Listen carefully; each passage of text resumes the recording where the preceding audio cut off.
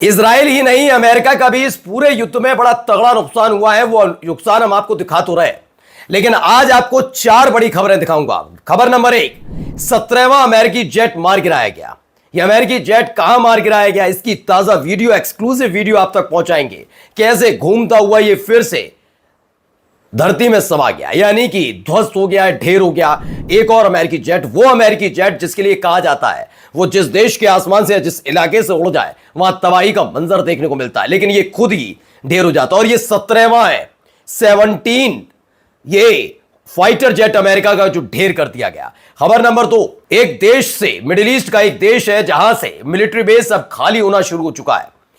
NATO के सदस्य देश ने वहां से अपने सैनिकों को वापस बुलाया और यह अब मिडिल ईस्ट में एक बहुत बड़ा बेस बताया जाता है। खास तौर पर नेटो का, जहां 46,000 से ज्यादा अलग अलग देश के सैनिक तैनात हैं। ऐसे वहां के लड़ाका संगठन ने अगले 24 घंटे का वक्त दिया है। अमेरिका और जितने भी नेटो सदस्य देश हैं इस पूरे के पूरे मिलिट्री बेस को खाली करें, वरना यह सुहा कर दिया जाएगा। और एक देश ने कहा ओके, और उसने अपने सैनिकों को वापस बुला लिया। खबर आपको यह भी दिखाऊंगा, एक साथ 75 मिसाइलें कैसे दागी गई इजराइल के साथ साथ अमेरिका के बेस कैंप पर, हालात क्या बने। और खबर नंबर 4 आपको दिखाऊंगा कि कैसे ईरान पर अटैक तो हुआ ही, लेकिन इजराइल के एक पूर्व प्रधानमंत्री ने बता दिया कि नेतन्याहू और ट्रंप दोनों मिलकर पूरी दुनिया को बेवकूफ बना रहे हैं। उन्होंने कहा इजराइल की हैसियत नहीं है कि वो स्ट्रेट ऑफ हॉर्मूज को खोल सके। जी हां, यह बयान किसी और का नहीं, इजराइल के पूर्व प्रधानमंत्री का है। नमस्कार, मैं हूं प्रज्वल गौतम और आप देख रहे हैं उल्टा चश्मा। सबसे पहले यह वीडियो देखिए भाई, यह वीडियो निकलकर सामने आई है, लहराता हुआ प्लेन, यह फाइटर जेट है। और यह 17वां फाइटर जेट है जो क्रैश हुआ है। सोचिए हालात कहां से कहां पहुंच गए। 24वां दिन है युद्ध का और 17 फाइटर जेट ध्वस्त हो जाते हैं। कई मिलिट्री बेस तो गए, radar, third missile system, patriot missile system और तो और इनके MQ-9 रीपर सब बर्बाद हो जाते हैं, सारे के सारे बर्बाद हो रहे हैं। इन सब के बीच ये देखिए खबर, तेहरान टाइम्स की खबर है, an American fighter jet has reportedly crashed in Kuwait. Kuwait में अमेरिका का एक फाइटर जेट मार गिराया गया। कुवैत में एक प्लेन क्रैश हुआ। According to the Al Ahad news network, the aircraft was hit and went down just minute ago. दावा यह है कि अल अहद न्यूज नेटवर्क के मुताबिक अमेरिका के इस फाइटर जेट को हिट किया किसी ने और ये मार गिराया गया। इससे पहले भी जब कुवैत में एक फाइटर जेट कुछ ऐसा ही गिरता दिखा था, जिसका जो एक पायलट था वो पैराशूट के जरिए नीचे आया था, तब ये कहा गया सिर्फ ये क्रैश हुआ है एक, लेकिन तभी खबर आई थी, कुवैत ने बताया एक नहीं है, ऐसे कई मार गिराए हैं।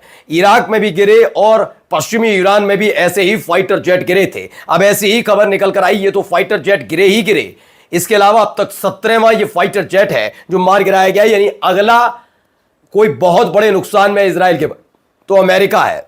अब देखिए एक वीडियो और है, यहां सैनिकों के जाने की वीडियो है। एक बड़ा सा प्लेन में सवार होते हुए सैनिक, ये मिलिट्री बेस है जिसमें लंबे समय से तैनात थे, लेकिन अचानक से इनके देश से खबर आई कि इस मिलिट्री बेस को आप खाली कर दीजिए।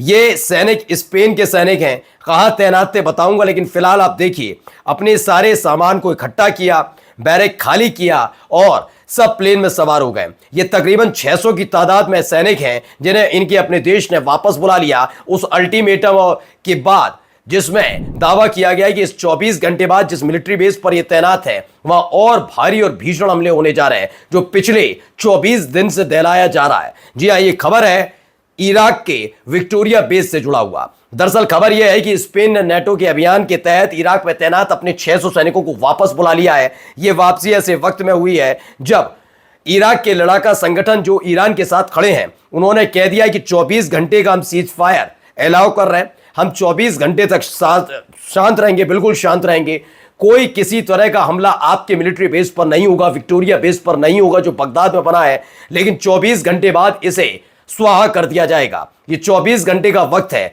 अमेरिका के सैनिकों के लिए, नेटो सदस्य देशों के लिए कि वो विक्टोरिया बेस को खाली कर दें और उसी के तहत इनकी वापसी हो रही है। खबर भी है, जैक्सन इंकेल का दावा भी है, अमेरिका और नेटो सदस्य देशों को फोर्सफुली खाली करवाया जा रहा है विक्टोरिया बेस बगदाद में, जिसमें दावा किया गया है कि आने वाले कई दिनों तक अब इस पर हमले होते रहेंगे।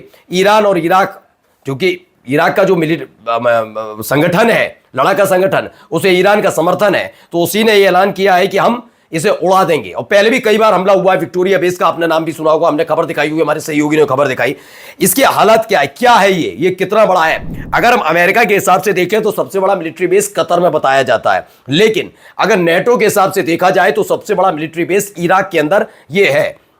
46,000 पर्सोनल, यानी तकरीबन 46,000 सैनिक, सिर्फ अमेरिका के नहीं, अलग अलग देशों के जो नेटो के सदस्य देश हैं, उन्होंने अमेरिका के कहने पर यहां पर अपने सैनिकों की तैनाती कर रखी है। इराक के इस विक्टोरिया बेस पर 46,000 का मतलब एक पूरा का पूरा शहर विक्टोरिया बेस में बसा दिया गया है।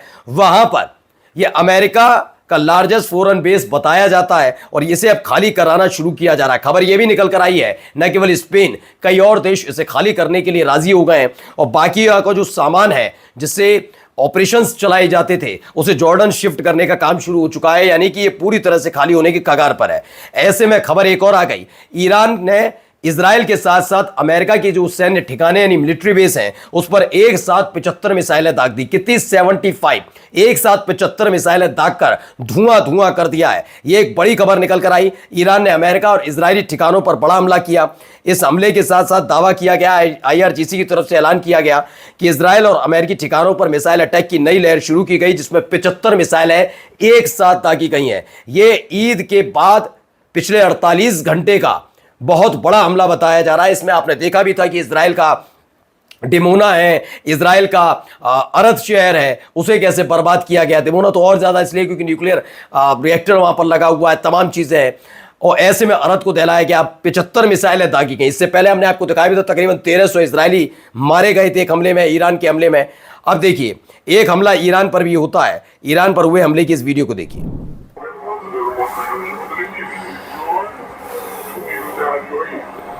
तो इसमें दावा है दक्षिणी ईरान के सिरजान शहर इलाके में अमेरिकी और इजरायली हमले में एक गोला बारूद के गोदाम में भीषण धमाका हुआ है। रिपोर्ट है, ये बताया गया कि एक एरियल अटैक था। इस एरियल अटैक में आप समझ ही सकते हैं कि एक एरियल अटैक सिरजन सिटी के ऊपर होता है और ये जैसे ही हमला होता है, चूंकि वहां पर बम गोला बारूद ईरान के रखा हुआ था, तो उस पर गिरने की वजह से वो बम गोला बारूद फट गया। बाद जैसे ही वो फटा, उसके बाद जोरदार धमाका। और जाते जाते जरा पूर्व प्रधानमंत्री इजराइल के क्या कह रहे हैं, जरा सुन लीजिए।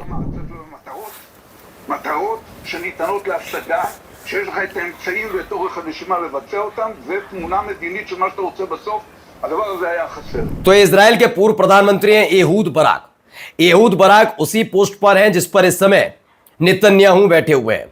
कभी स्ट्रेट ऑफ हॉर्मूज का जिक्र करना, कभी ईरान में तख्ता पलट का जिक्र करना। ऐसे में एहूद बराक जो इजराइल की का नेतृत्व कर चुके हैं प्रधानमंत्री के तौर पर, वो कहते हैं हमसे इतना झूठ मत बोलो। झूठ मत बोलो का मतलब है बेवकूफ मत बनाओ। हम ना तो हॉर्मूज जल डमरू मध्य खोल सकते हैं, यानी स्ट्रेट ऑफ हॉर्मूज खोलने की औकात रखते हैं, और ना ही ईरान की परमाणु मिसाइल शक्ति को नष्ट कर सकते हैं। यह इजराइल के पूर्व प्रधानमंत्री का बयान है, जिन्होंने खुद एक कार्यकाल प्रधानमंत्री के तौर पर निभाया है। बेंजामिन नेतन्याहू को चुनौती दी और कहा कि वो दुनिया को, देश को बेवकूफ बना रहे हैं। नमस्कार।